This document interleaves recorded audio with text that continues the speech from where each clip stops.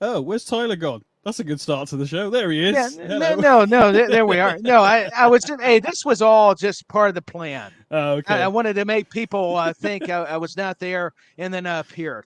Hey, it's live. What do you expect? Oh my goodness. Mate, this is episode 55 of In the Corner.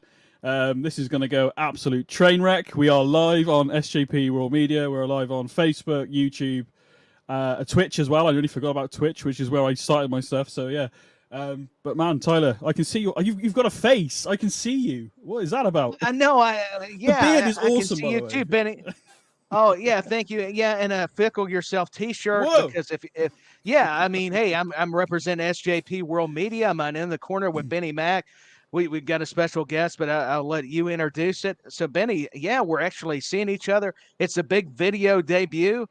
We are live, pal, as Vince McMahon would say, and I'm just excited to join you. You got to say we are live, pal, every week now, by the way, because that sounded freaking awesome. I'm going to record that somewhere. Well, or we I should have said, yeah, we're live, pal. There you go. I should have put a little McMahonism into it. That makes me want to sue you. To be honest, I didn't do that voice again. Oh, Joining come us. on. Well, first of all, already we got people in the chat, which is freaking amazing, to be honest. Which we'll get to in a moment. Because speaking of beards, you got to be on your best behaviour now, Tyler. Because the wise man, I know. the guy that runs the place. So is that AJ Styles? Is he phenomenal as well? Is he the wise man, phenomenal wise man? Maybe this is new. Or is he the architect? I don't know. Well, okay. Well, either way. So, speaking of impressive beards, there he is. You're all very, very kind. There's nothing special about this special guest, I'll tell you that. But thank you very much, mate. We appreciate you coming on for our first live show. I know it's really just to make sure we don't get too rambunctious, I guess is the right word. It's rambunctious. I never thought I'd say rambunctious, to be honest. Well, it's obvious you've not invited me on for any, technical advice or help with running of the show. Oh no, I went no, but yeah, hang on, no. You've literally. So we just about to go live. I said, so when this countdown ends, do we go live? And he goes, I have no fucking idea. Mags does all that, so maybe Mags was the guy.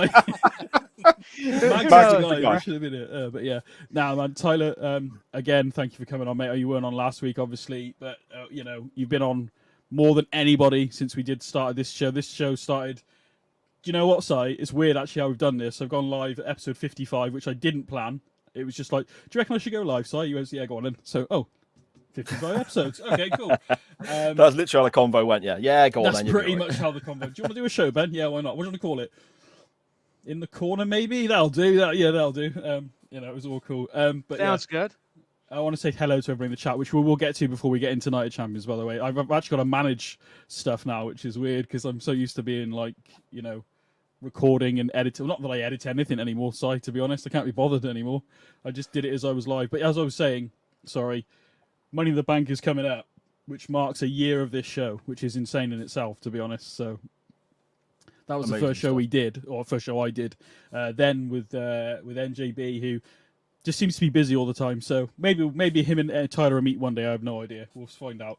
I hope so. I've been hearing a lot of good things, Benny, and I just want to say I am just thrilled to join Benny Mac and, of course, the wise man. The money's been under the table for a long time.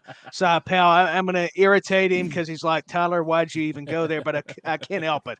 We're going live, and things are going to get dangerous. They are. Trust me. Man, yeah. Well, Wednesday, 7:30 going on. I am absolutely knackered already, mate. I've decided this new job, trying to rush back and get here to do this. So I'm just like, But, I mean, my brain is so full of random stuff now, of job stuff. I actually want to talk some wrestling for a change. Not that I ever not want to be honest, but there we go. I don't know what to do. Do we go chat first? So chain wrestling. Let's go chat first. How do I do this? Yeah, let's have a look who's joined us. Say hello to everyone who's in the chat. Yeah. SJP World Media live on a Wednesday. What is this madness? Dan Griffin. Hello, mate. Thank you very much.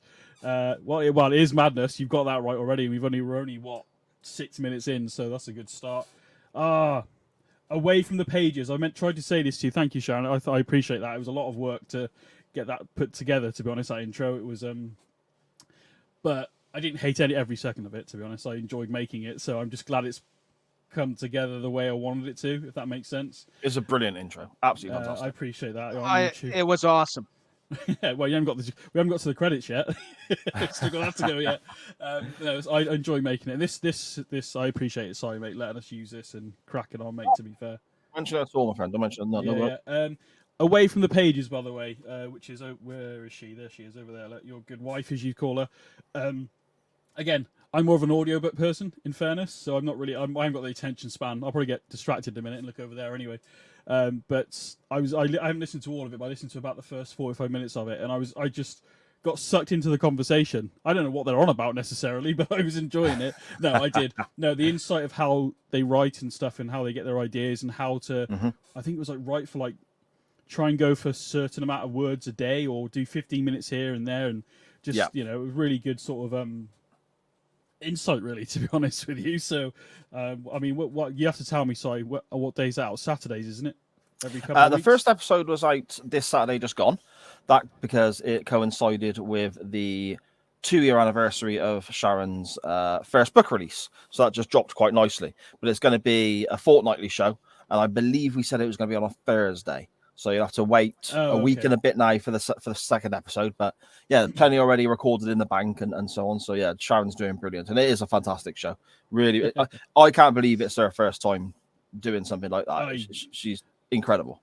She's the real genius behind SGP. I think is what's going on. That's what I learned from the that podcast, mate. It wouldn't exist. It wouldn't exist without her, mate. I'll tell you that. Dan Griffin, evening night TCF, not in the corner family, not Ipswich Town affiliated. Thank you, I appreciate that. Connor as well. Thank you very much. Connor knows Simpsons. Connor. Is it Connor knows Simpsons coming out soon? Am I allowed to say that, or have I ruined it? Yeah. I don't know. No. It's been announced. Yep. Connor's announced it. Yeah, really looking forward to that. To be fair, it's a project that Connor spoke about to me for quite a long time.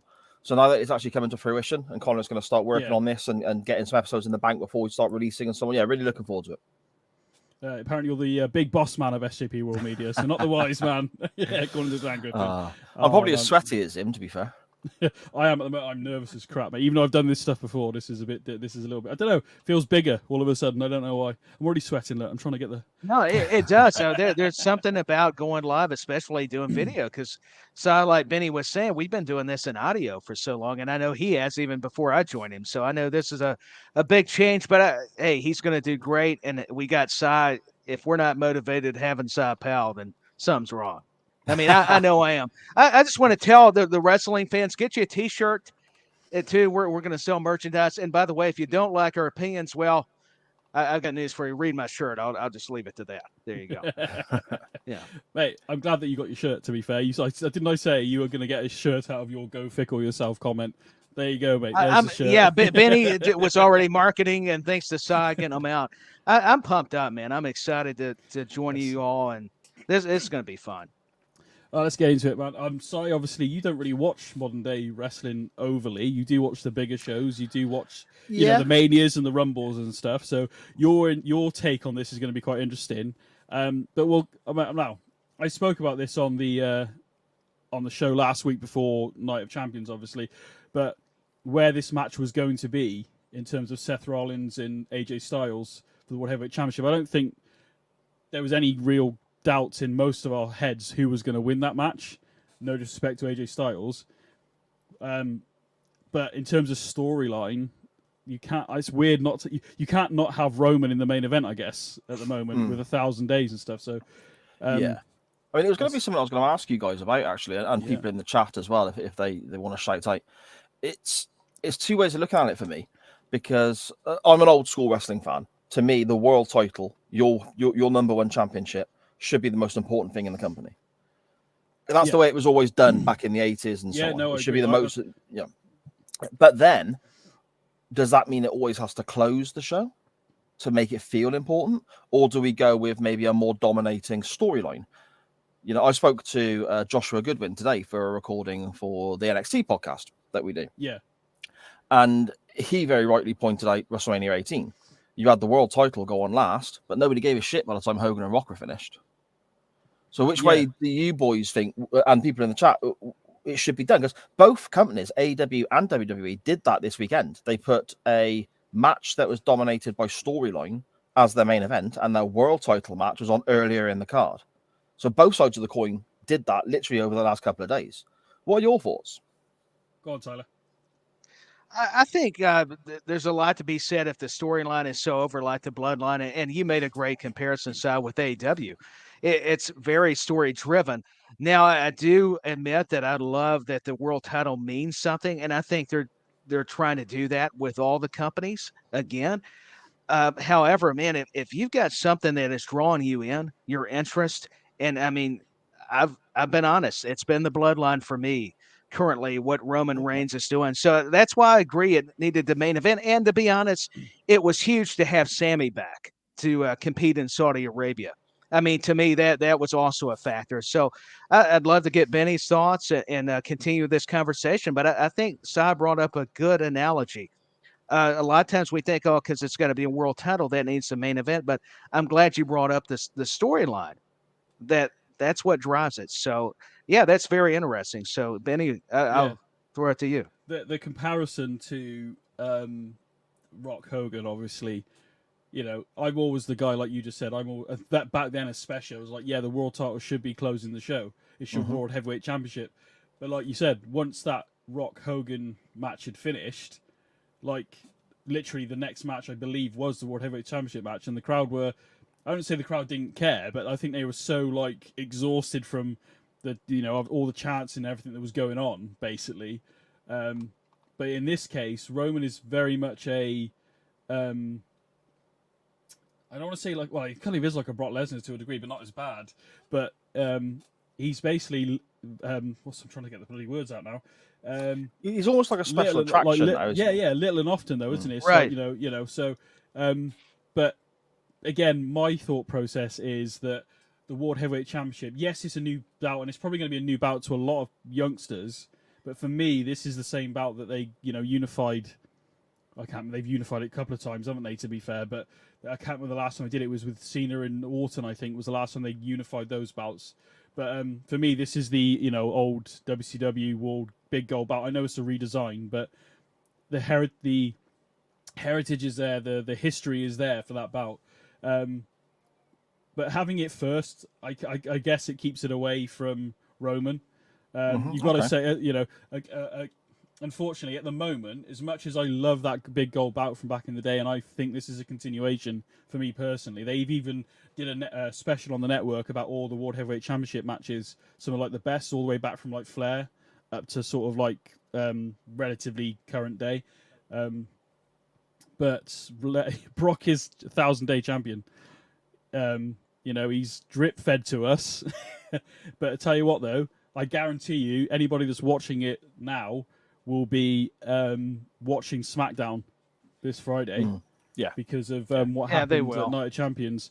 You know, you could argue that the undisputed tag team titles are important, which they are because they're unified at the moment. Whether they're ever going to split them or whatever. So, I think in this case, as much as I'm a guy that should be World Heavyweight Championship should be last if you're defending that world title, the story in this case has taken over the, you know, there were bouts on the line. It was the undisputed tag team titles, but I can't really argue with their placing of it, to be honest. Yeah. No, fair enough. I was just curious as to what you're thinking. Yeah. It's hard one because, again, like I said, I would like it to be the main event. Of course I would. But then if you have Seth and then Roman on the same card, Roman's going to be, at the moment, I'm sorry, Roman's going to be the main event.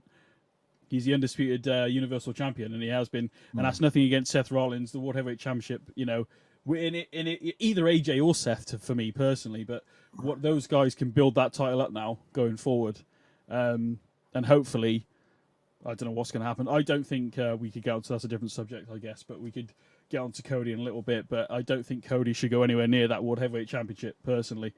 I think he is the guy to beat Roman at, as of right now. You know. Okay, interesting. If that makes sense. I think how it's going to go with that personally is that Brock's disappeared again. He's gone hunting or gone on vacation again or whatever he's doing. Gone back to UFC for all I care. I don't know. Yeah. But I think Cody will ultimately end up getting a shot at it, and then we probably will end up seeing Brock interfere again, so we get that that third match in that trilogy, I guess. So, I mean, yeah, that's my take on it. Anyway, I mean, what do you think of the match, though? Anyway, no, we're talking about that. What do you think of the match? I know it's opened up the show. What did you think of the AJ versus Seth? Either one of you. Tyler? No, I thought it was brilliant. I think these two they work so well together. You can tell they respect one another.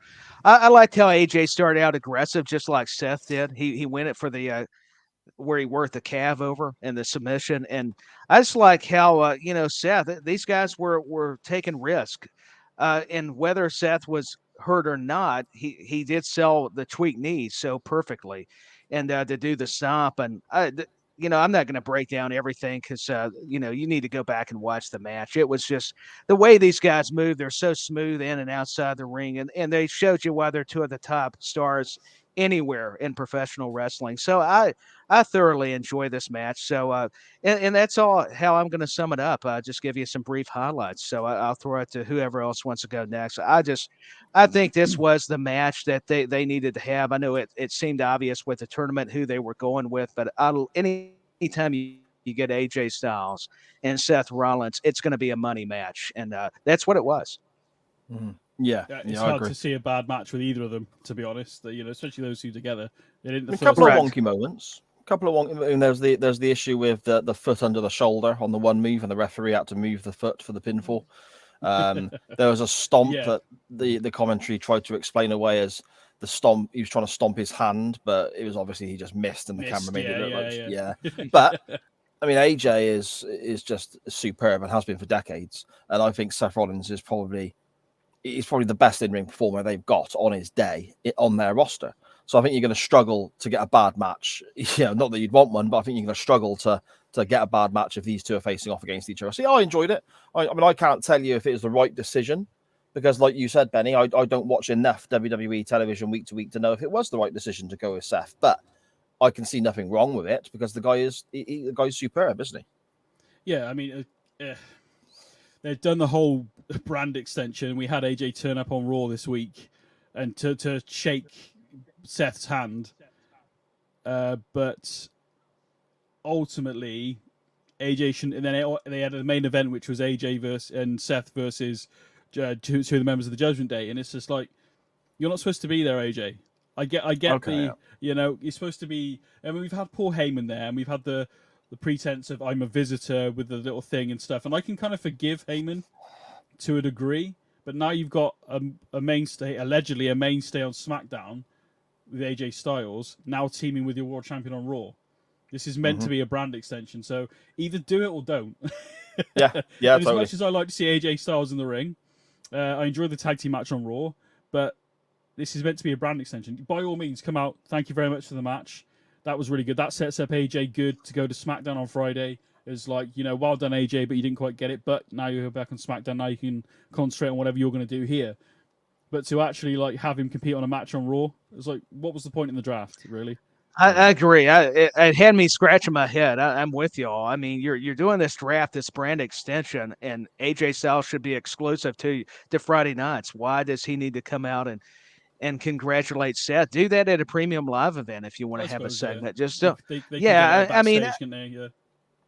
something. I mean, and that's just my opinion. But I can't help but stand in agreement. It's just, why are you needing AJ Styles there? To me, it seems maybe they're lacking in their main event for Raw. Maybe they made the wrong decision. Maybe AJ should be on Raw. Maybe they made the wrong decision. Why have you done a brand extension, then a tournament for a World Heavyweight Championship that's meant to be exclusively for Raw, but now you've got SmackDown competitors competing for it? Yeah, right. Maybe what they should have done was have the tournament before the brand extension. Then when whoever won it, then that person would then stay on Raw. Logically, It makes more sense. Yeah.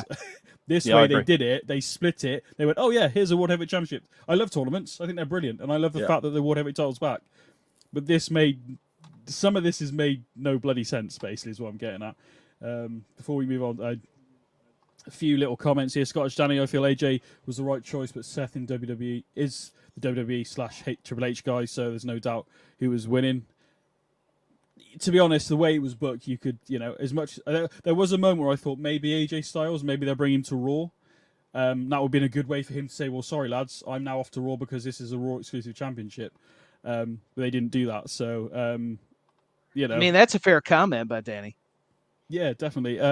Griffin, Daniel Griffin. Given how Sammy was announcing in Arabic along with Roman stuff, the tag titles had to be main event in hindsight. Yeah, I think Tyler, you touched on that earlier. You know, Sami Zayn being there and going back there. So you know, but True. you know, I mean, couple that yeah, with Dan, Roman. I agree with it. Yeah. Scottish Danny again. Hello. I've always thought Bobby Lashley versus Umaga shouldn't have main event. Should have main event to WrestleMania 23 as it was the biggest than HBK and Cena. Was it though?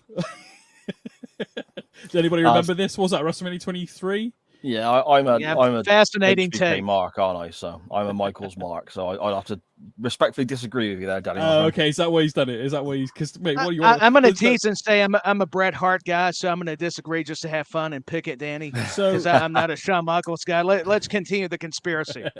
Ladies and gentlemen, I am looking for a new co-host. So hey, I'll wear the Bret Hart shirt next week. Don't worry, I've got a Bret Hart shirt. I'm going to wear it next week. I don't know if I agree with this, Daniel Griffin, but oh, okay. Cody belongs in the mid card. Gunther to win Money in the Bank and beat Roman. Hey, I'll tell you what. Talk about Gunther. The match that he had at Night of Champions. I was watching this guy and I'm thinking, that's a world champion right there. That's a world champion in waiting. 100%. So I completely agree with Dan Griffin's point there. But I love Dan to bits, but he's a notorious Cody hater. So fair enough. We'll get used to it over here and in the corner again. Although now the truth comes out. We've lost viewers now as well, so obviously that wasn't the right thing to say. Intercontinental champ. You mentioned Intercontinental champion Gunther. I think we are going to see a world championship on this guy. I think maybe he'll be one of the main events at Mania next year. I think they forecast this already in a sense of Gunther went the distance in the Rumble at this past year. It came down to obviously number 30, which was Cody, and number 1, which was Gunther. Gunther needs to drop the IC title beforehand, but I think maybe it will be Gunther versus whoever the World Heavyweight Champion is, because that's where he is right now in terms of Raw. So I feel like they're forecasting like Gunther, and why not? He's the longest reigning IC champion in recent memory.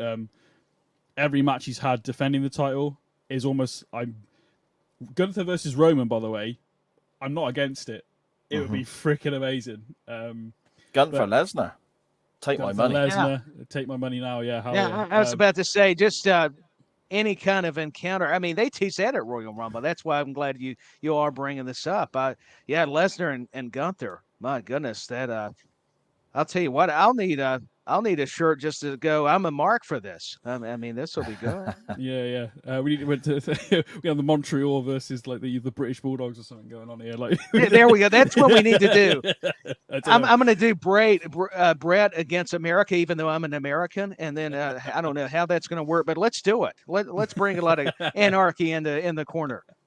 Yeah, keep me back on track. Yeah. Anyway, champion. Obviously, Gunther. I think we both had this Tyler in our predictions as well. Neither one of us thought Gunther was going to lose. Nothing against Mustafa Ali, as I said on the podcast last week. I don't dislike Mustafa Ali. I think he's really good in the ring. I don't like this positively Ali thing he's doing at all. No, stop that for me. Yep. Please stop. The match went out how I expected it to go, really. I mean, what did you guys think of the IC Championship match, really? Tyler or Si? Take a pick. I'll go ahead. I'll tell you, like Si saying, Gunther has got that. He's believable because his promos, when he says he's an in-ring general, you believe it when you watch this guy.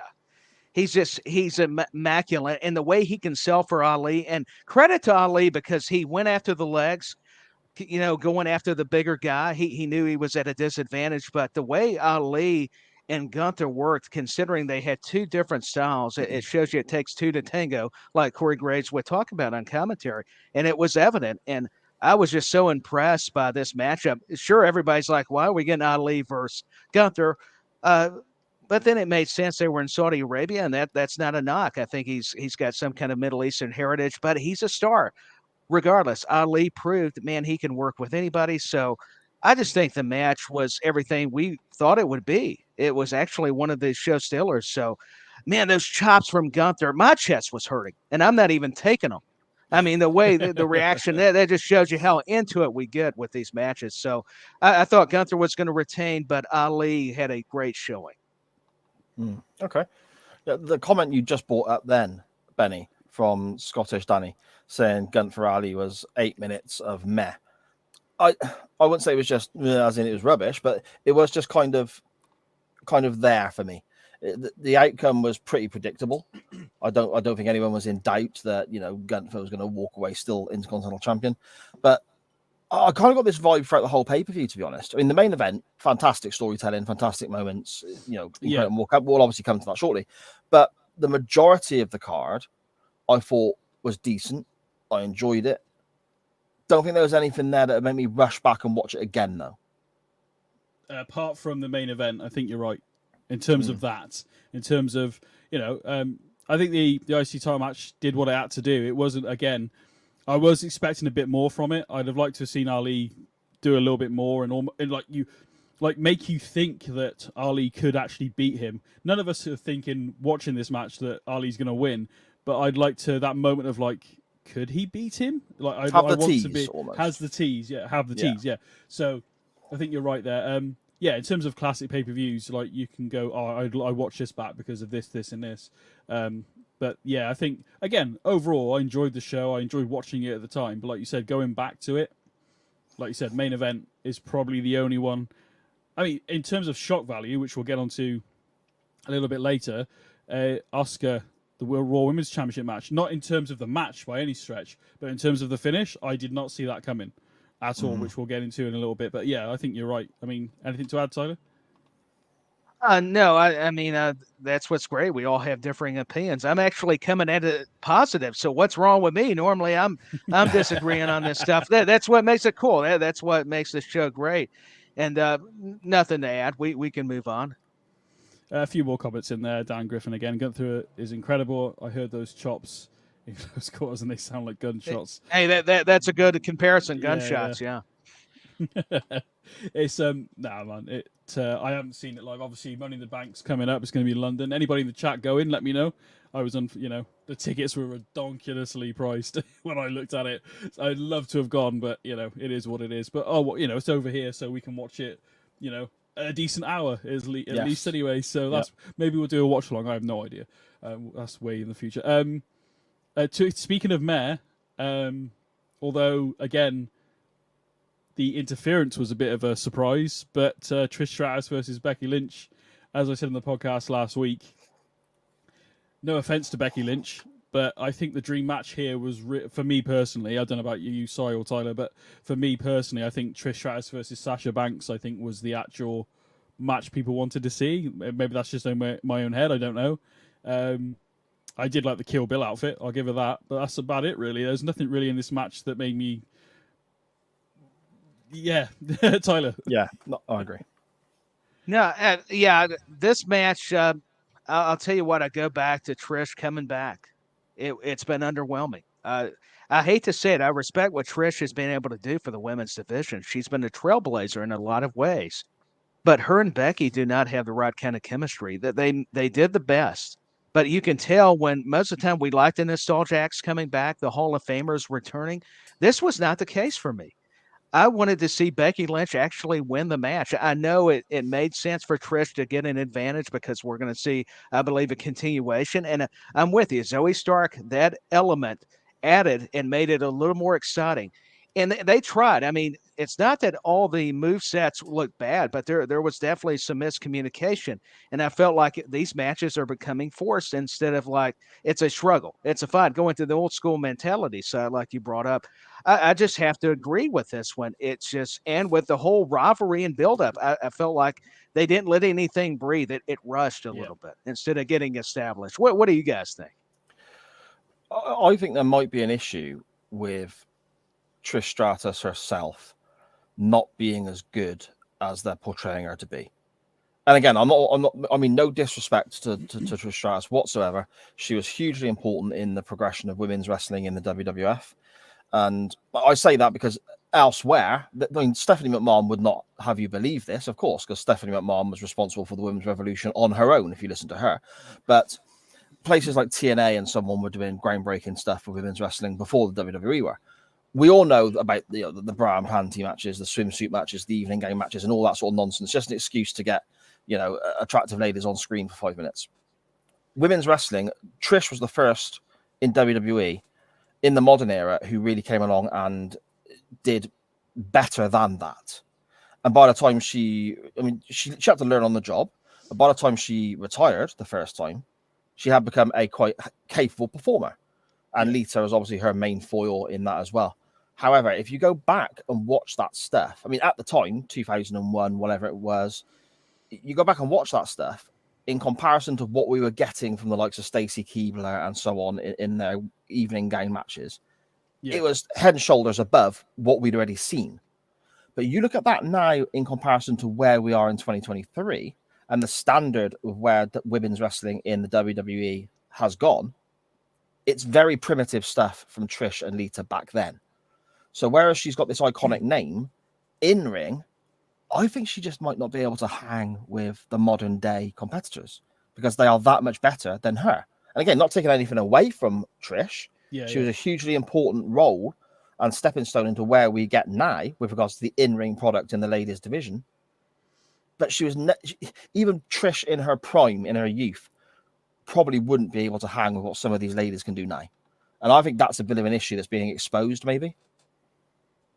I think that's a brilliant point. I think you're right there, to be honest. And I was wondering also, I mean, now you said that, I'm not thinking this so much now, but I was also wondering whether there was an issue maybe between Becky and Trish and neither one in, because they are from their own particular eras, essentially, not wanting to back down, maybe. And that's where the miscommunication's happening. The chemistry's not there, but actually what you just said, Si, I think might be it rather than what I was thinking, to be honest. Potentially. And I mean, with regards to Trish winning, to me, it's going somewhere else. This is just a part of the story. This isn't the end game for me.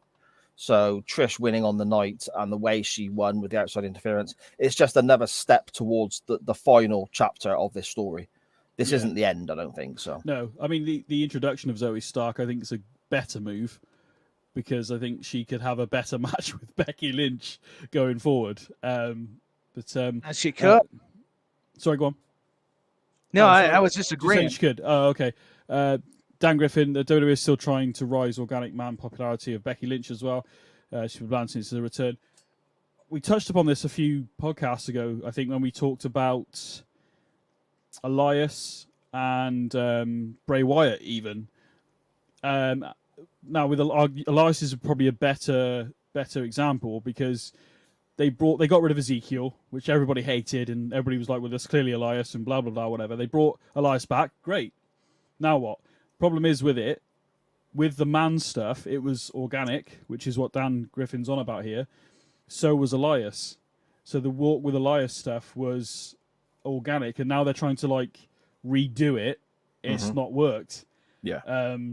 Baron Corbin's a different story. But apparently he's now he's appeared in NXT. I don't know if you guys saw that. He's appeared in NXT. I did see a clip. So in their champion. So assuming he's going for that title since he can't seem to get over on the main roster, I assume. That's a different story. I mean, anything out. I mean, I'm not. I want to be for the women. The only match I can think of. Obviously, you've got the Trish and Lita. Was it 2005 Raw main event? Which was the first time women had ever been main eventing. Loved it. A triple threat match from WrestleMania 19. I think it was Victoria, Trish, and Jazz. I mean, I could be misremembering. It's been a long time since I've seen it. But at the time, I remember thinking, this is a really good match for the women's match at the time. So you got to think as well, Trish is older as well. You got to bear that in mind. You know, I mean, you'll laugh at this, Benny, but she's even older than I am. I know you like to dig at me about my age, but she's even older, and she looks far better than me. Of course she does. But yeah, she's even older than I. And that beard looks amazing, mate. Don't put yourself down. That beard. Looks amazing. The beard is terrific.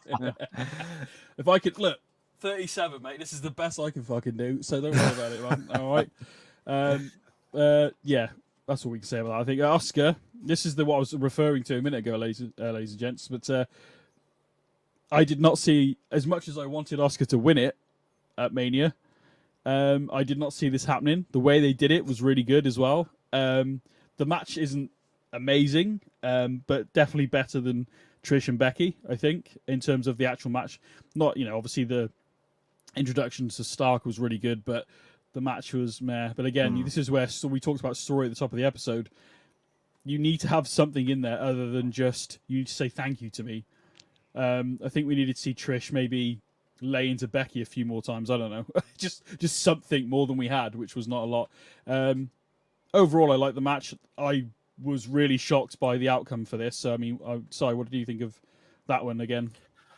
I'm a big Oscar fan. I have been since her NXT days. I think she is fantastic. She's unique. She's money. She's a merchandise dream with the masks and the makeup and everything. You can do so much with her. She can work, face and heel, whichever way. I think Oscar is fantastic.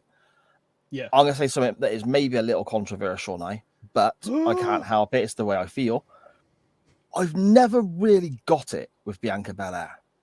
Don't upset Tyler. Don't upset Tyler. I've never, I've seen matches that she's had and thought, wow, that was an incredible match. But I've never 100% got it. This match is another one. I'm going to steal Scottish Danny's phrase. It was a bit meh. It wasn't meh. Bad. It wasn't rubbish. It wasn't terrible. But at the same time, it didn't blow me away. But the finish, I thought was really clever. Well, that was very well done. Yeah.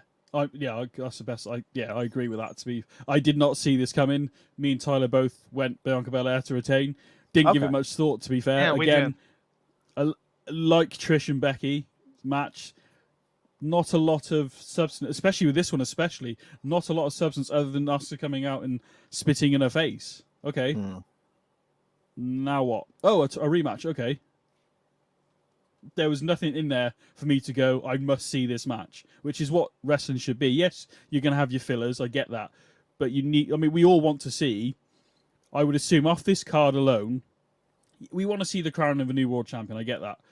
But Brock, Cody, and probably the main event is probably, no offense, obviously Mustafa Ali and Gunther. We want to see Gunther do some chops and stuff, but where's the reason why I need to care other than a championship? Sometimes you do need more than just a championship on the line. But again, is this maybe in a similar way to we spoke about with Trish and Becky? I don't feel this is the end of this story. No, of course. Because not, no. the mist in her eyes has come into play, and Oscar's, if they were talking about it, Corey Graves, was saying on the commentary, you can call it underhanded, you can call it sneaky, or whatever words it was he used. Yeah. And to me, that you've got an instant rematch there, haven't you? You've now got a reason for booking the rematch because of the way Oscar won the title. So that adds to the story. So maybe that's the case. I also think as well, sometimes some of these matches aren't helped by the atmosphere. Because you're in this dome and the atmosphere, different wrestling fans from different countries react in different ways. And, UK fans are crazy. You go over to Japan and it's very respectful. They sit and watch and so on. Yeah. So you get different atmospheres in different places. I think here in, correct me if I'm wrong, it was Jeddah, the name of the city? Jeddah, that's right. Yes, in Saudi Arabia, yes. Yeah. Okay, so they're watching these ladies matches in the way that they would naturally react to a ladies wrestling match in that country, I'm assuming. Now, you add to that the fact that it's in a dome. I can only think of a handful of wrestling shows that are in domes where the atmosphere is electric. Yeah. Because just the nature of what the building is, there's a vast space above them. It's not like a tiered stadium where the seats go up the sides all the way to or whatever. It's a big ass dome. Yeah, of course. So the noise and the atmosphere can go up. And then you're losing it. It's the same as the Tokyo Dome for New Japan. It's historic and it looks incredible, but the atmosphere sometimes in the middle of the card feels like it's just disappearing somewhere. So I wonder if that hurt it a bit. No, a lot I don't know. I'm just guessing. I don't know. I'm just guessing. I don't know. A lot of wrestlers it's have talked fascinating. about that. Yeah. A lot of wrestlers have talked about that in the past, haven't they? About the whole where the sound goes, and on TV you can't quite hear it and stuff like that. So, Tyler, obviously you're a big Bianca Belair fan, obviously. Hopefully you're not too angry with what we just said. I'm sorry. No, there's no need to apologize. What Sai said was not untrue. I mean, as much as I like Bianca, and a lot of it's my affinity for her. She's from Knoxville, Tennessee. I'm a Tennessee guy. She's definitely athletic. Yeah, Right. She's definitely powerful and got the strength, and she's got the whole presentation. She's definitely fits the criteria.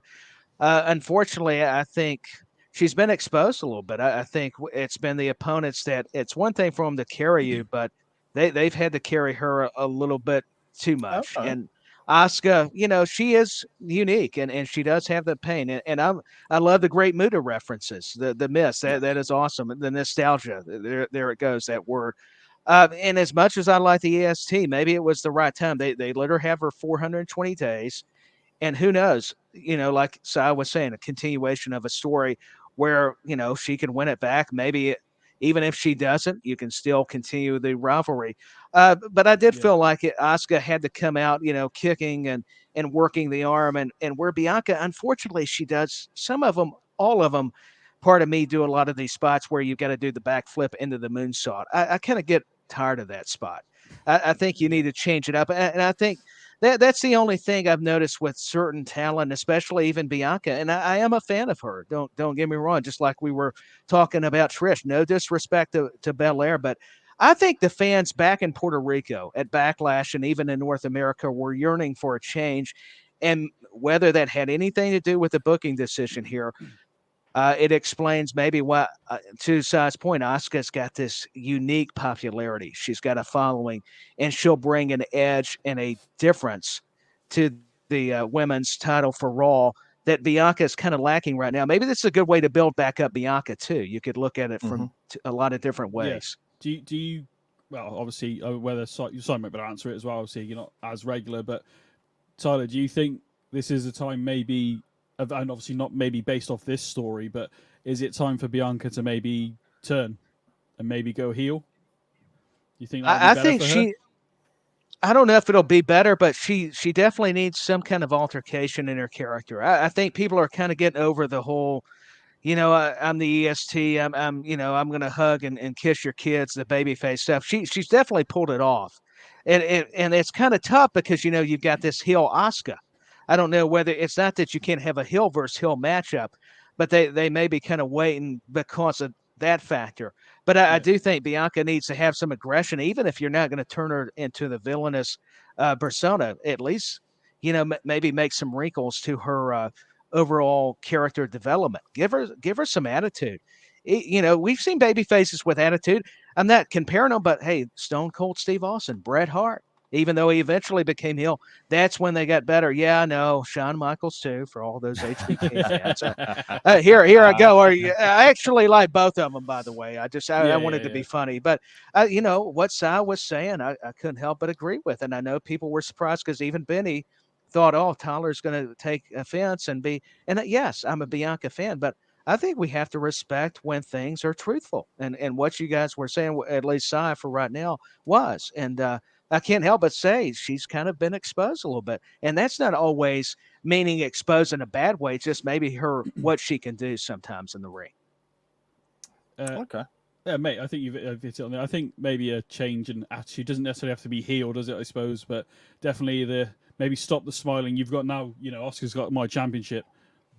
Show me some fire. Have a bit of an yes. That's absolutely. Yeah, mate. You need to be every week, mate, because we always go, what word can we use? Oh, edge. Fire.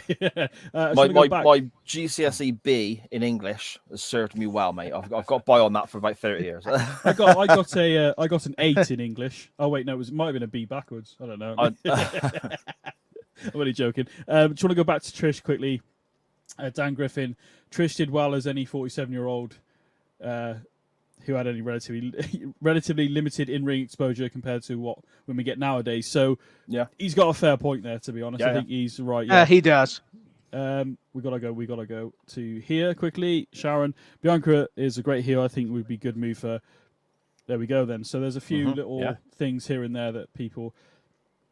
Well, I don't want to keep going on about it, but bloody Baron Corbin, Tyler, as you well know, and obviously, sorry you listen to the show. I know you do. I do. Like when he was with JBL, why is he still coming out to that stupid casino music? Why is he still dressing the same? Why is he not in suits? Why is he not talking down to people? He already does that anyway. Why not? And I don't mean repackage him as a new JBL, but he's with JBL. Why not make him this snobby, even worse than he already was? and it hasn't gone anywhere. And obviously, or was it JB? I can't polish a turd, which was a great line, I think, that he said a couple of weeks ago. It's about a month ago, isn't it now? And Baron Corbin has been floundering ever since, really. But yeah, let's move on to before we get to the good stuff, I guess. Yeah. Again, I've already made my feelings known about this. To be fair, anybody listens to the show regularly, when Natalya came out, what was it, Tyler? 3 weeks ago, give or take. It's been a few weeks. Yeah, when she came out to rescue. I can't even remember who Rhea was beating up. That's how little I care about it. I was trying to recall. I can't even remember. Bad, Forgive me. But Natalya comes out. She's wearing all black, and I'm like, she's staring down Rhea Ripley, and I'm thinking, she's going to turn heel here. Nope, we're just going to get a bloody match at Night of Champions between. And I've got no disrespect for Natalya or anything like that. She's survived the the PG era and all that stuff, and she is good in the ring. I don't dispute that at all. In that moment when I can't remember who Rhea Ripley was beating up, I honestly cannot remember. I was waiting for Natalya to blast whoever that was to turn heel, and that should have been the moment she turned heel for me. She should have blasted whoever it was. My mind is, I can't remember, but when she came out, because she was dressed in black, which we never see. She does like a black, purpley, pink heart thing, obviously, because she's Natalya and all that. But why? I just feel she's very stagnant for me. So, but yeah, I mean, obviously Rhea. I don't think any of us thought Rhea Ripley was going to lose. Rhea Ripley's one of the top people in WWE right now, male and female. To be fair, obviously you got Roman, who's, for sure, no pun intended, head of the table. But Natalya is definitely popular as popular can be right now. So that's kind of my thoughts on it, really. Tyler, what did you think about the SmackDown Women's Championship match? Is what we're talking about, obviously. Well, I was definitely shocked that it was a squash match in a sense, but I get it because it was a way to make Rhea look even more dominant. I did hate it for Natalya on her birthday. Natalya, I don't know that she needs to be heel. It's kind of the Bianca conversation, regardless of the colors. I know me and you had talked about BenNny, and I can't wait to get Sai's take on it. However, it's just when Natalya, maybe she just needs the attitude. Maybe that's all it was. She has lacked a lot of things. It's became very still. Stagnant's a proper word. But Rhea's just on another level. And Dominic being the distraction, that made sense from the beginning. You just hate if they're going to travel to Saudi Arabia for them not to have a little more time. But I get the decision for Rhea to just decimate her. I mean, eradicate her. That's another thing they use for Rhea Ripley. So I don't know. There's not much to really dissect other if you're looking at storylines. I just think Rhea's on a different level, even with a Natalya. Like we were talking about Becky and Trish. Becky's ascended to heights thanks to Sai's brilliant observations that, quite frankly, Trish is kind of left behind. And once again, not trying to sound disrespectful either. It's just the evolution of women's wrestling has it's been phenomenal. Pardon the pun for AJ Styles, but he would appreciate that one. Yeah. I don't. Yeah, it was just it's a match that was there. Even the sorry, but even the build up, because we had an altercation between them backstage on Raw a couple of weeks ago, and it was Rhea telling Natalya off for getting in the ring, saying, "If you ever get my business again, I'll beat the snot out of you." Basically, I'm paraphrasing.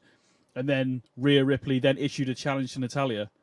It should have been Natalya pressing Rhea Ripley, getting involved again, attacking her, calling her a bitch. I don't care. Just do something other than, I'm going to challenge you because you stuck your nose in my business 2 weeks ago. But Natalya's done nothing since. She's actually stayed away. Rhea said, stay out of my business or I'm going to get you. So Natalya stayed out of her business, then Rhea challenged her to a match. So sorry. Okay. Sorry. It just made no sense to me, all right? Yeah, the way you explain that, it doesn't sound very good. I think this match was exactly what it needed to be. I don't think Rhea Ripley should be doing anything other than squashing someone like Natalya at this point in their respective careers and this point in their respective character developments. I think you're talking about Natalya turning heel, wearing the black and so on. I think it might be incredibly difficult at this point in her career to repackage Natalya convincingly, because we've seen her in the same guise for so not impossible, don't get me wrong, No, but no. we've seen her in the same guise for so long, and she has worked heel, face, whatever, but still the same character. I think it'd be incredibly difficult to repackage her and be believable to the level that it would be accepted all over the place. With regards to Rhea Ripley, though, I agree with Dan Griffin in the chat. Absolutely fantastic. This woman is a star, and smashing Natalia is completely the right way this match should have gone. I mean, you can't build up a megastar having them struggle to overcome every opponent. I mean, you look at how Goldberg got his big rise. There you go, yeah. He smashed through the whole mid card in 90 seconds. Yeah. Didn't matter who they were, and that made Goldberg.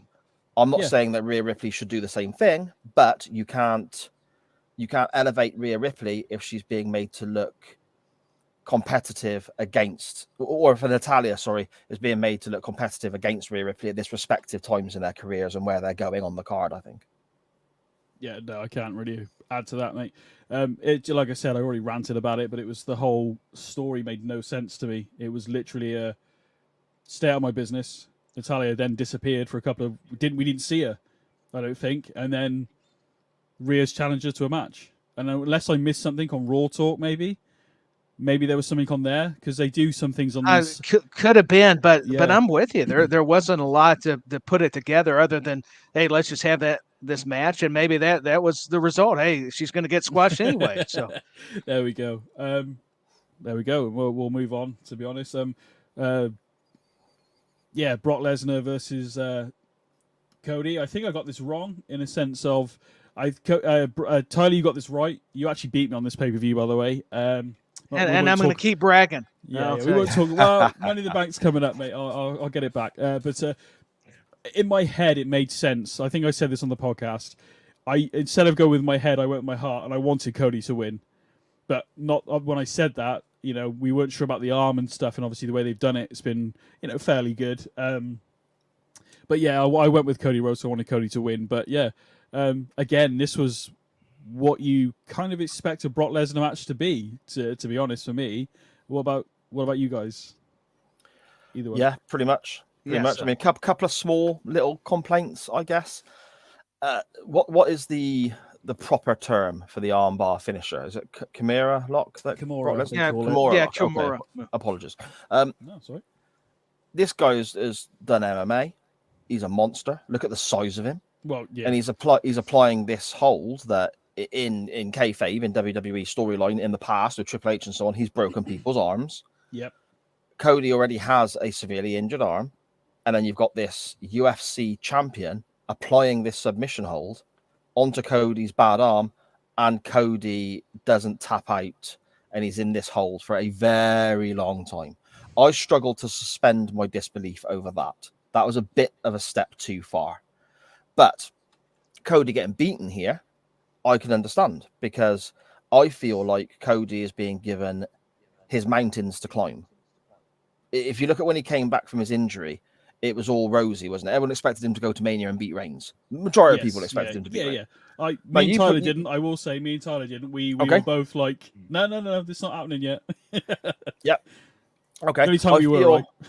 I feel that if it had gone along the lines that people were a lot of people then were expecting it to, a lot of people have now moaned that it didn't happen, you'd have had Cody, he comes back from his injury, wins the Rumble, cuts a few promos, gets brilliant responses, beats Roman Reigns at WrestleMania, boom, had his moment in the sun. Then, because the way people are and so on, he'd have got turned upon. To me, the big thing is with any wrestling situation, whether it's a TV show, a pay-per-view, a storyline, everyone should always be thinking, what's next? Yeah. So if that happened with Cody, where does he go next? He's overcome Roman. Yeah. So you got the rematch. That's a good point. He'd have had to move on to somebody like a Lesnar then, potentially. But you couldn't have had him drop the belt after a month because that makes a mockery of the guy. So he'd have to have beaten Lesnar. All of a sudden, he's overcoming all the monsters. Yes. So effectively, any legs that Cody's character had in that babyface role from the Rumble return onwards would have been done and dusted within 6 months. Yeah. It would have been done. Yeah. So now, he's lost to Roman, sat in the ring all mopey, and then the chicken flew past him and whatnot, but sat in the ring all mopey and sad. He's had these promos and moments on TV where he's talking about still wanting to go on and win the big one. He's beaten Brock, but it was booked very much in a way that he out wrestled him in one move. It was done very well. Yes. And then in the rematch here, he's injured and he's been destroyed. To me, Cody is being given his mountains to overcome. And eventually he's going to overcome those mountains, and potentially at next year's Mania, who knows? That's when he'll have his crowning moment. I think that's kind of where we're going with this. I think most people, I think Tyler will agree with that as well.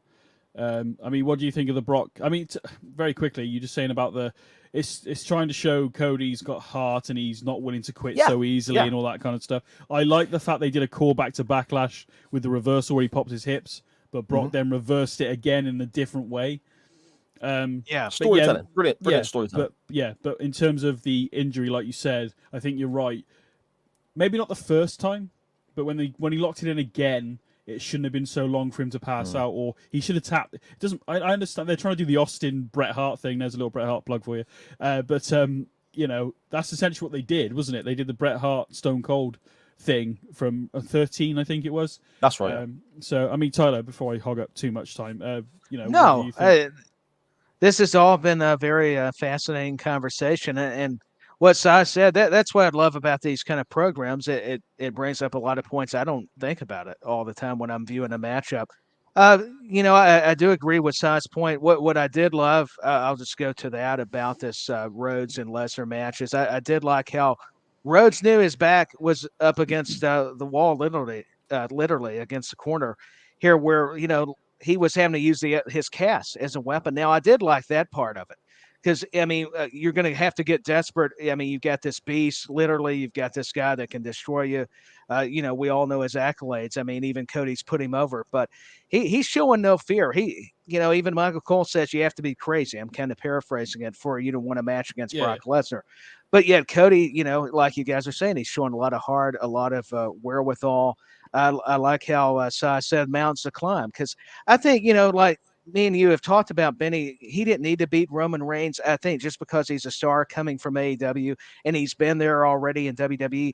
You don't need to always have him win the big one all the time, because like you guys are talking about, it's going to make, if they do it in Philadelphia at next year's WrestleMania, feel that much more special, have a bigger feel to it if he's able to do it then.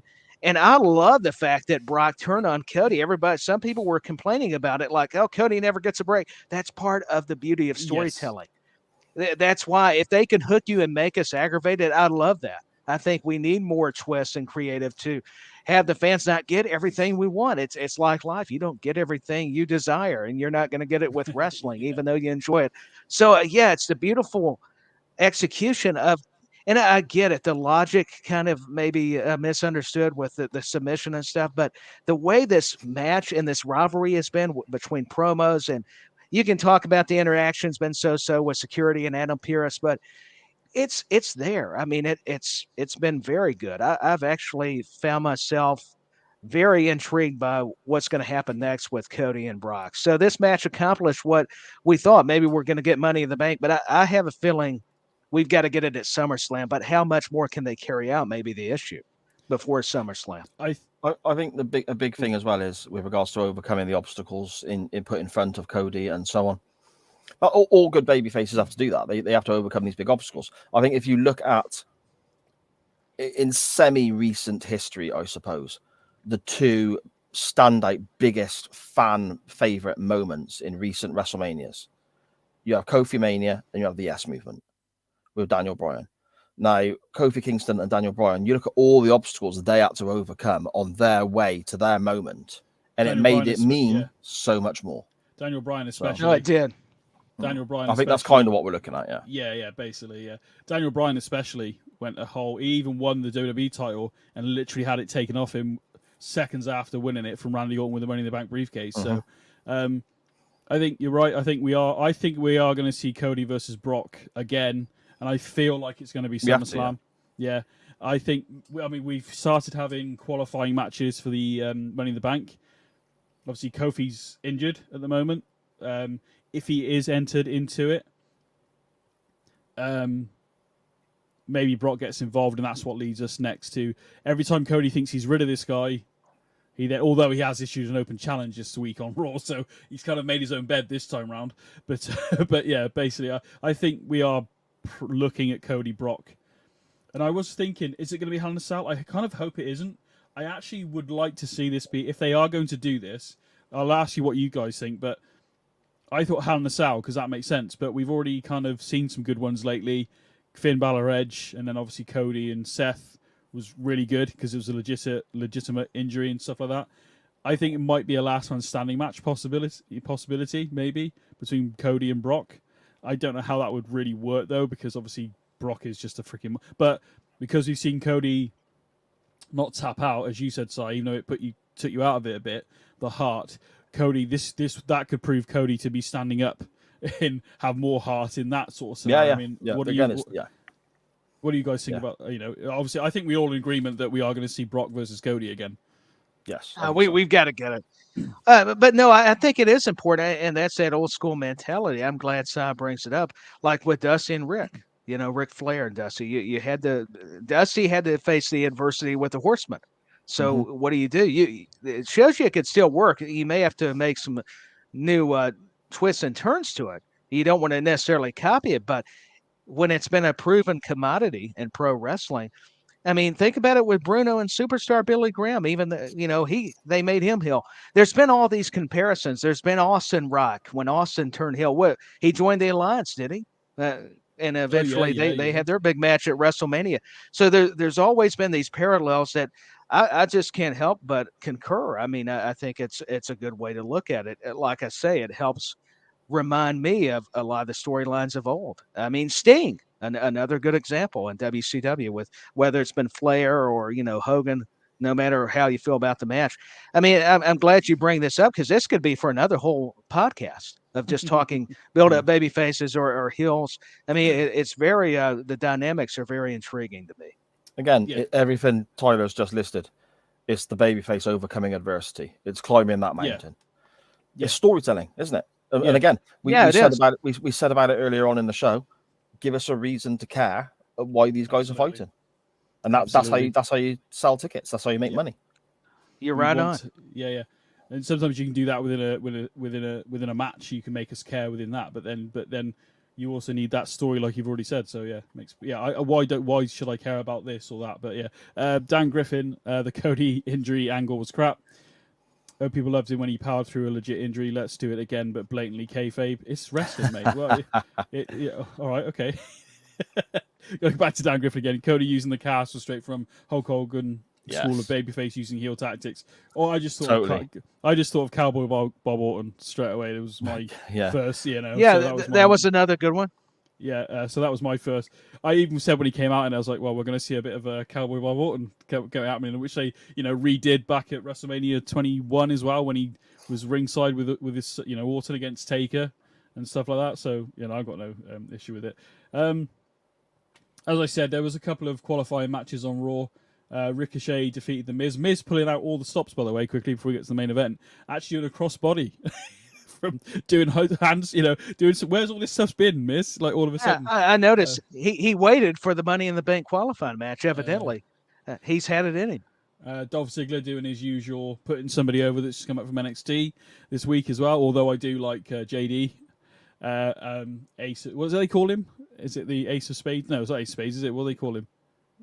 Was it the Irish Ace? Irish Ace, thank you. I get it wrong. I'm thinking of Shayna Baszler, that's what I'm thinking of. The other qualifying match was Shinsuke Nakamura, and he defeated Bronson Reed via pinfall. I actually kind of wanted, no offense to Shinsuke, I actually kind of wanted Bronson Reed to win this one, because to see that big guy climbing a ladder with all these little high flyers and all those people that are probably going to be in it. Could we not have Bronson Reed in it? I would have actually quite liked to have seen that, to be honest. I don't know whether you've seen much of Bronson Reed, Si. I get a Bam Bam Bigelow kind of. I know he's not as tall and not as big or anything, but I do get that sort of. Pardon me. I've seen bits. I've seen bits, but not enough to pass. If you're saying Bam Bam Bigelow likenesses, then that's a not big, in the sense big, of, Yeah, not in the sense of how they look or anything, but his whole sort of I guess I am maybe not in the sense of he looks like Bam Bam Bigelow. It's just that just a big guy, more agile. Yeah. He's got the athleticism.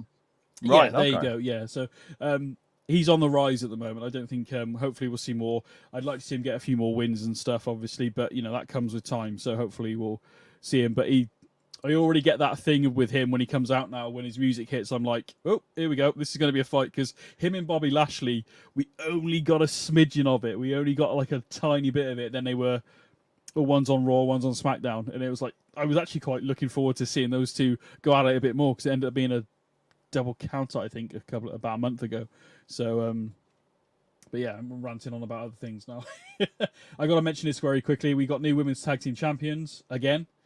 Liv Morgan injured, so I know you're a fan of Raquel Rodriguez, Tyler. She ended up teaming with Shotzi. I kind of liked the idea of Chelsea Green and Sonya Deville winning this, to be honest, but we ended up having Shayna Baszler and Ronda Rousey winning the tag team titles. Here's the thing. I know people are hating on it, but I'm trying to look at the other side of it. And Chelsea Green, Sonya would have made a formidable team. I just think, man, with Baszler and Rousey, these two we're talking about aggression and being legit. I mean, I think maybe this is what they were going with and why they went with Rousey and Baszler, because Baszler had already been a tag team champion for the women's division. Now you gave Ronda this other accolade. And I'm trying not to overanalyze it. I get it's not the wow factor everybody was looking for, and as much as I like Raquel Rodriguez, but I'm not hating it because these are two legitimate, just that I wouldn't want to mess with them. I'll say I'll do anything you want me to. Don't break my arm. Don't try to hurt me. Seriously, I mean, if that's what I mean, suspend your disbelief. It's how they use them. And to me, you got two ladies from UFC backgrounds, or at least MMA, especially with Rousey and UFC. Why not kind of use that for momentum and really build them up again? I think Rousey needed something, and so did Baszler. So why not just give them the titles? And that's the way I'm kind of looking at it. It's big names as well, isn't it? Yeah. Ronda Rousey's obviously got a big name to her, hasn't he? Let's be honest. Yeah. And yes, that's going to shine a light on the women's tag division, which to me has been weak for quite a while. So that's a big deal. I'm a big Baszler fan as well. I think she is fantastic. And I also think as well, after they've been smashing their way through teams and so on, eventually, because we know that this is how it works, and especially in the WWE, they're going to split. Think of the matches between the two.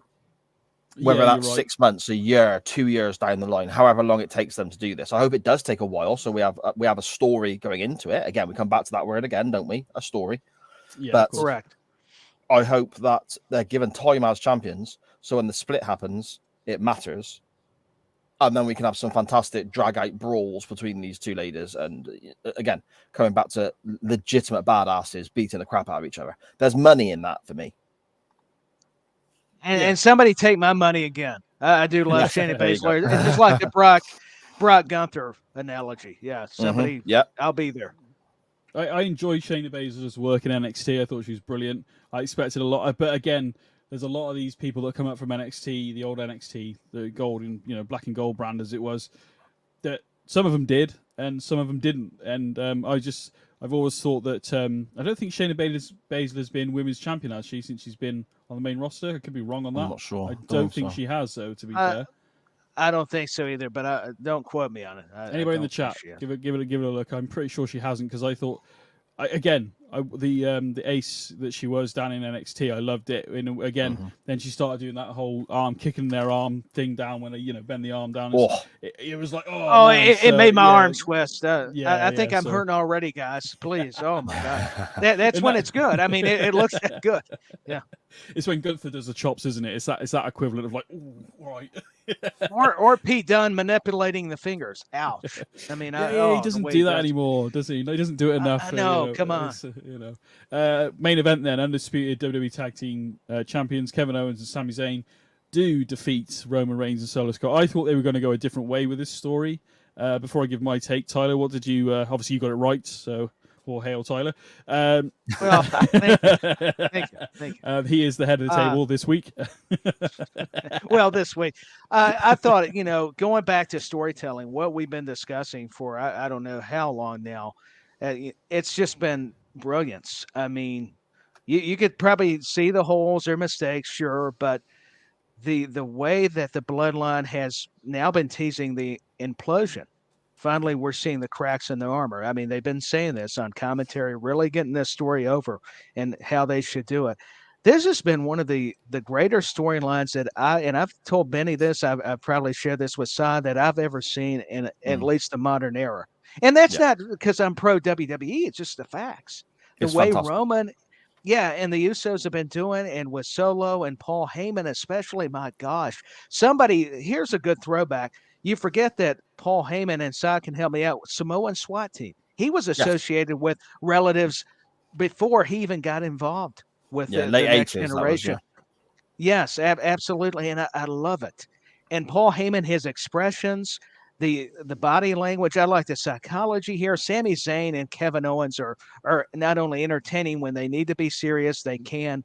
I love the fact that Sami got to do the Arabic, going back to Dan Griffin's point, and I touched on it earlier. As a way to talk bad about Roman, because Paul did the ring introductions, which were fantastic, and everything about this match when Sami and KO seemed to get an advantage. Roman would pick his spots, whether it be a spear, it was just the intricacies of that main event. And that shows you why, as much as we respect Seth and AJ, to everyone's point, why that makes a argument to why this needed the headline and be the main event. And the fact that Sami got to wrestle in Saudi Arabia along with Kevin Owens. So let's respect KO. And the way this team has built up chemistry, it shows you how great of workers not only are, we think Solo or Roman are, but credit to Sami Zayn and Kevin Owens for being able to, for both teams, let me say it like that, to pull this off. And of course, we know the big spot. I'm going to let you guys take that away. I don't, there's so much to unpack here. It's really hard to dissect it. So I'm going to throw it. I just came away thinking this is another just twist and turn, and actually very nice way to accentuate another part of this story. So that I'm just going to leave it there. I mean, I'm not surprised that Jimmy's the one who snapped, because he's always been the hotter head of the two. But considering everything that's happened, I'm still a little bit perplexed and I'm not dissing it. I can't wait to see how this plays out. But I'm still a bit perplexed on why Jay is still struggling. Now, is it because Solo Sikoa is by the side of Roman and he knows how Roman can treat, and he was the first initiate, wasn't he? Jay was, of all this abuse essentially, and all this stuff that went down all the way back from 2020 till now. So is it that or has Roman messed that guy's head up so much he doesn't know whether he's coming or going? I mean, Si, you were at Clash of the Castle. You got to see Solo's main roster debut. I mean, again, you dive in and out of this, and what are you thinking of the Bloodline and what you thought of this match, really? The Bloodline, first of all, I'm just going to echo everything Tyler said. It's fantastic. I have seen a lot of wrestling in my life. I've seen wrestling from all different companies, from all different decades in time. This Bloodline stuff is up there as some of the best I've ever seen from a storyline standpoint. It is fantastic. It's not just fantastic wrestling TV. It's fantastic TV, full stop. It's fantastic entertainment. It is incredible. And not knowing which way people are going to go and the different levels with each different character, it's just fantastic storytelling. It's fantastic writing. And fair play to the guys in these roles. It's fantastic performances. Because you can give somebody the best script, I suppose, for want of a better phrase. If they can't carry it out in front of the screen, if they can't carry it out, in front of those cameras, then it's wasted. So, much respect to everyone involved in the writing and the delivery of these stories. The Bloodline stuff is awesome. With regards to the main event of this pay-per-view, it's quite easy for me to sum up, really. Good match, great storytelling. That's all it can come down to for me. The finish with the Usos and so on is the highlight of the whole pay-per-view for me, not just this match. This is the takeaway from this, and this is something that's going to get replayed in video packages and highlights packages and special documentaries and so on for years to come. Yeah, I can't. Yeah, I echo that 100%. Yeah, I agree. they're on WWE's YouTube channel. If anybody hasn't seen it, they have got a whole. I don't know how far it goes now. Whether they've added to it, I don't know. But it has the whole bloodline story from start to. I think it was at the time it was up to Royal Rumble, so you can see the snippets of all this going on. And we're not talking about 6 months or a year. We're talking. I think, like I said, this began in 2020, and it's mental that it's gone this long. And like I said at the top of the show. I bet even you guys would agree, thinking I might watch SmackDown this week. 1,000-day celebration, which is obviously over now because it was actually 1,000 days at Night of Champions. Yeah, Jimmy's just super kicked him. Jay doesn't know whether he's coming or going. How pissed off is Solo Sikoa for being kicked by his own brothers? Also, I want to go back before Night of Champions very quickly. I'm sure you guys saw. I don't know whether you saw it, but you more likely saw it, Tyler. When Roman bumped into Solo. Yeah, and almost apologized to Solo. It's like, who is? And then when they said there was in the video package, you have to watch it back. I'm adding to it in my own brain. I don't know, but when they said I'm in charge of the bloodline, Solo was looking straight at Roman, but they zoomed in the picture a bit, and it's something along the line. I can paraphrasing somewhere along the lines of I'm in charge of the bloodline or whatever. But they had Solo in the background just glaring at Roman in a way like, are you... And I'm like, is Roman in charge or is Solo in charge? Because I don't know what's going on there. And the way when he bumped into him, it's kind of like, what is actually... Like, I've never dissected a wrestling storyline as much as this ever. So, I mean... Subtleties, isn't it? Little subtleties. Little, I don't know what they call them. Is it Easter eggs that you can come back to in the future and so on? Just again, fantastic storytelling, and it's being given time. How many times have we seen something that starts off really well, it gets hot shotted and ruined in 3 weeks just to get it on the next pay-per-view, and then everyone's going, shit, where do we go next? This has been given time to breathe and time to just develop, and it's absolutely fantastic stuff. And also Dan Griffin in the chat there saying he wants Jacob Fatu from MLW to jump across and partner Solo for another level of threat. If you're not familiar with Jacob, me and my wife were talking about this guy the other night. If you're not familiar with Jacob Fatu, seek out some of his work on whether it's YouTube, MLW, or wherever. Okay. This guy is the business, and he again another family member of the that sort of the bloodline, as the saying is. Yeah, so definitely go and check this guy out, Benny. You would love him especially. Oh, I'll give him a look. When I saw that, I wasn't sure. Oh, sorry, go on, Tyler. No, I didn't mean to interrupt. I was just going to add. So is he the one that does the moonsaults? Yes. Does he do it? Yes, I mean, the guy. I mean, it's impressive. Talk about athletic. Yeah, Benny, I concur with Si. You'd love it. That's all I was going to insert. Yeah. Yeah. Send me some links on. This now makes sense because we have this comment come up quickly. My breakfast buddy Solo Sikoa. And I was like, okay, I'll put it up there. I don't know what you mean. And then we get this. So Dan Griffin saying here, Solo was staying in my hotel in Cardiff, saw him at breakfast and sport the main event. I didn't dare speak to him. He's a scary dude. And then, my breakfast buddy Solo Sikoa, which is now makes sense, is very with context. That phrase, that first statement, that by itself, that by itself makes no sense. When you have the actual context, oh, okay, that makes more sense. That's really cool. It starts clicking. Perhaps they just both enjoy the same restaurants or something, and meets up with Solo maybe so. Again, But, as you know, obviously before the event, I questioned whether we should have the main event as the world title and blah blah blah. But it's as much as we had already spoke about at the top of the show, it makes sense for this to be, the main event and stuff. I mean, I enjoyed it from start to finish. The intros, Sammy, and all that kind of stuff. I very much enjoyed it. It was a good match, to be fair. But I'm not going to lie. Do I remember all of it? No. What do I remember? Jimmy kicking Roman Reigns in the head. That's what I remember. And the line of him, he's already laid out Roman, and then he's to Jay. I'm doing something that you should have done a long time ago, and then did it again. And once you can kind of say maybe in anger because the way Roman's been pushing him, and this is not a one-off thing. This has been happening quite a lot. You can maybe in that moment he's just lost his fuse is gone, and maybe they could have gone down the route of oh my god, what have I done? But no, Jimmy is very much I am done with your ass. So I'm very much looking forward to. Thank you, Dan Griffin, by the way, for trying to confuse me deliberately. Thank you very much. Brilliant. I mean, are you going to be watching SmackDown? Si? Out of curiosity, you're not wanting to watch I stuff? want to. I want to watch SmackDown, and it's again Yeah. down to the bloodline. It's down to the Usos. It's down to Heyman, and it's down to Reigns, and obviously Solo as well. But yeah, that's what I want to be seeing. Yeah. So I think what we've taken from this event really, in that you said we wouldn't watch it back, maybe not for a while, but the matches like you said, it's there. But I mean, the World Heavyweight Championship, you know, that's history being, at the moment, we are days into this. We're not that far in. In a year's time, you can go, oh yeah, I saw that when, we can, the people that saw Seth Rollins become the first NXT champion at the time, okay, cool, right, this is new, this is interesting. And now it's referred to a lot because he was the first ever NXT heavyweight champion, essentially. So things take time to build, as we've already pointed out, the bloodline. Cody, you laid that out perfectly, Si, earlier. With the Cody story. Yeah, okay, he could have come back, won the Rumble, and won the title. Then what?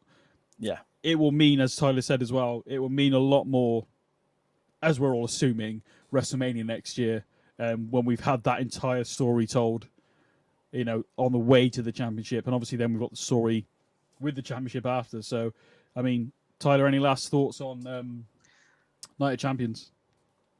I thought, hey, if nothing else, like you guys were saying, we're going to remember the, Jimmy Uso super kicking Roman and Sammy getting to be in Saudi Arabia.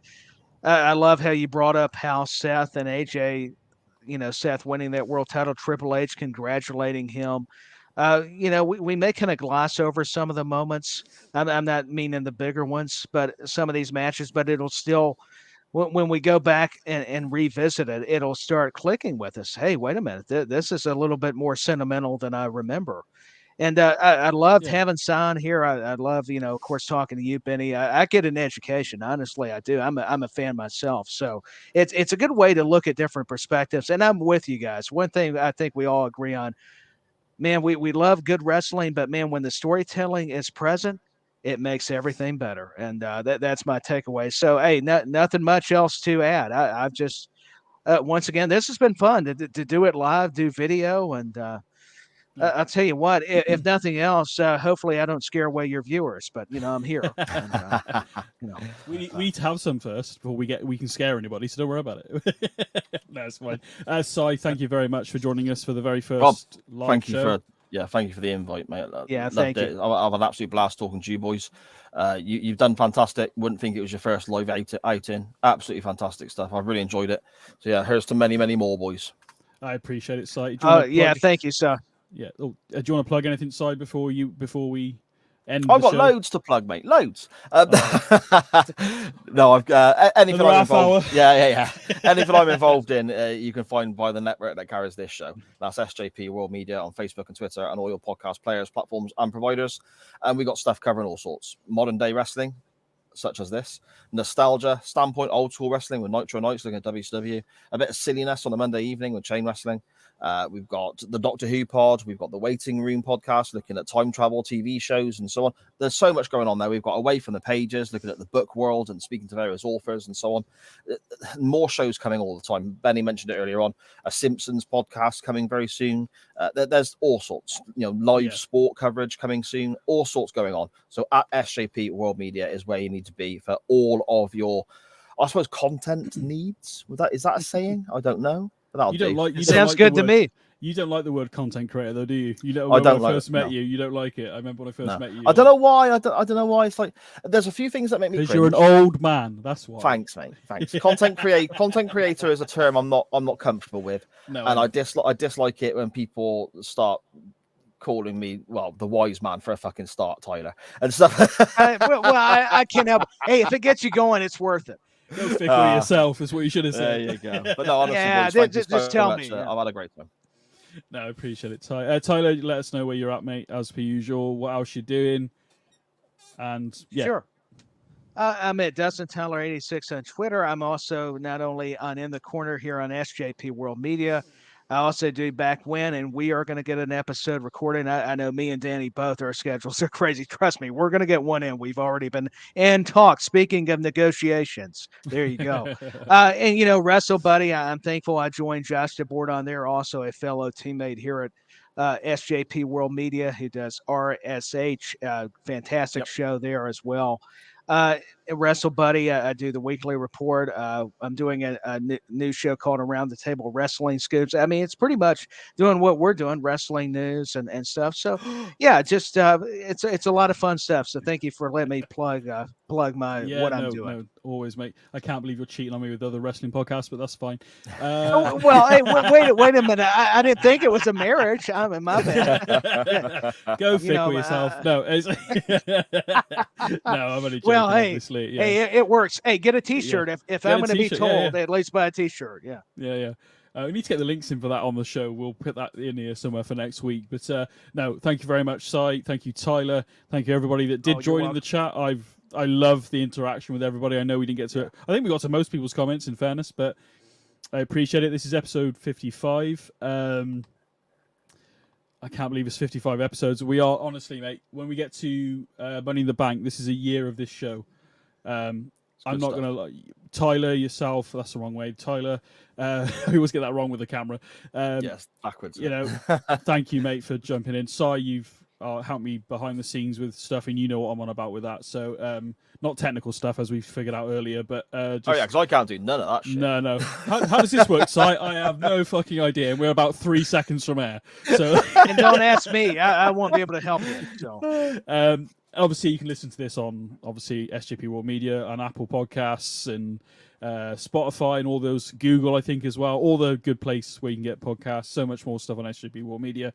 I'm stalling, Si, because I can't find my bloody... There it is. I'm still getting used to this. There we go, for the credits.